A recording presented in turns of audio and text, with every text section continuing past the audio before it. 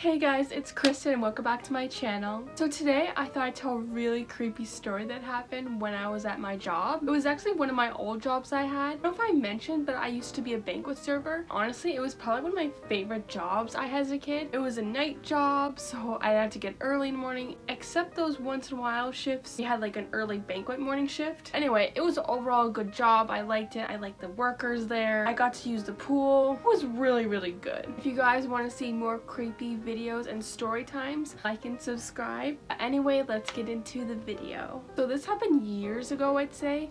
I think it happened 2017 or 18, and this one night I was working at my banquet job. Lots of times at the banquets there'd be a wedding or a certain event or any kind of party. It would usually just be a big event. And usually I'd be my normal banquet job. I would serve the meals. It would either be a buffet meal or served meal. Served meal is where they have lots of like dishes, so they'll first have the soup, salad, main dish, and desserts, and then there'll be the buffet. I personally like the buffet because it was way less work. All you had to do was clean out the plates. It was basically like that. You just had to clean tables and stuff and serve people. This one night I was working, I was put on coat check. Now before, I hadn't been on coat check before, so I didn't know what it was.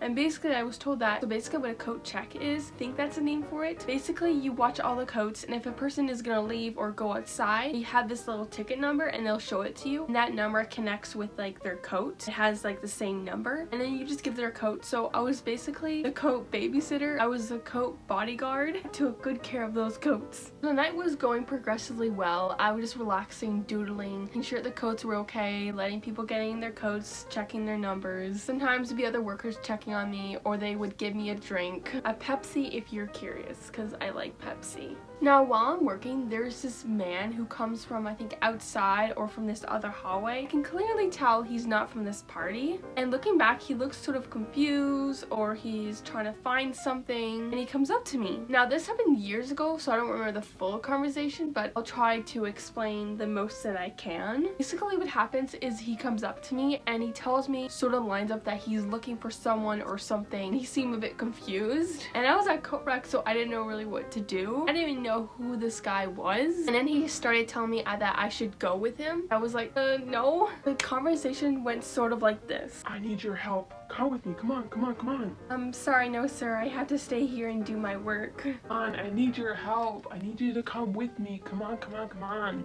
Sorry, no sir. I can't. I have to stay here. Okay, so maybe I was a little bit dramatic with that whole conversation, but basically what happened was he was telling me, wanting me to come with him and help him with something, like find someone or something. It was really confusing. I remember him seeming very relaxed and chill. It was in a way that felt uncomfortable, in a creepy way, if you know what I mean. So while I'm like talking to this guy and trying to figure out what to do, one of the workers comes, thankfully at the right time. She sees him there and tries to help out and ask him what he needs. And like I said, I don't particularly remember what exactly he wanted, but I remember he needs to find someone or something, or needs help with something. I always try to figure out what to do with this guy because he's not from the party. He's just some random guy in the hotel. One guy comes from the party. He might have been in charge of the party or part of the party, but he comes and sees this guy. Then he talks aside with him for like a few minutes, and then he comes back, tells us something really crazy, and literally tells us to our face. He's like, Okay, so I just talked with a guy, and you rather need to call a taxi or call the police. Yeah, he literally said that. He said rather a taxi or the police. We're like, what? What's going on here? I may not know the full story. There may have been a reason why he was like, he may need to call the police. Never know. This guy could have had bad intentions or was on something. You could tell he wasn't from the party because, like, I don't want to be rude, but he wasn't dressed like he was from the party. After he left, we figured out what to do. Thought we would take that guy to the front desk. The girl I was with, she said she would bring him to the front desk. I was like, are you sure you want me to come with you? Because I'm not sure if you want to go alone or something. I'm sure you want to go alone. I haven't never called the police. Like, are you gonna be okay? And she was like, yeah, I'll be fine. After she left, I waited. Oh my goodness, I was so worried, like kind of nervous, because it was like this guy and he was like really creepy. I know saying this now maybe doesn't seem as creepy. When a guy like comes to you that you don't know and you can tell he's not from the party and he's like talking to you about something that's really confusing and he's looking for something or needs something, wants you to come with him, it can be really uncomfortable. Because like back then I was like 16 or 17, so I was like a young teenager. I was still a kid. After waiting 5 to 10 minutes, she comes back and she's okay, and I think they got him a taxi or something. And like I said, I don't know the full story, but must have had some problem or needs something or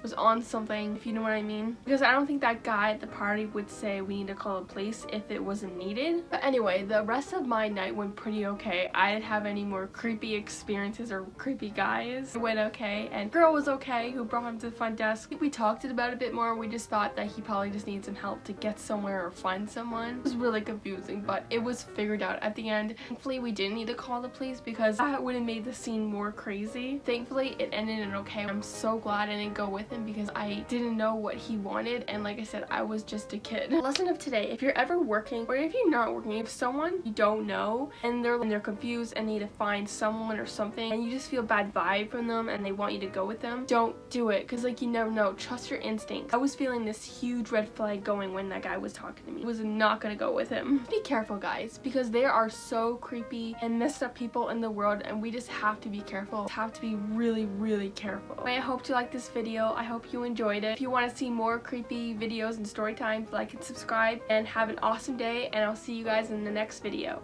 Bye.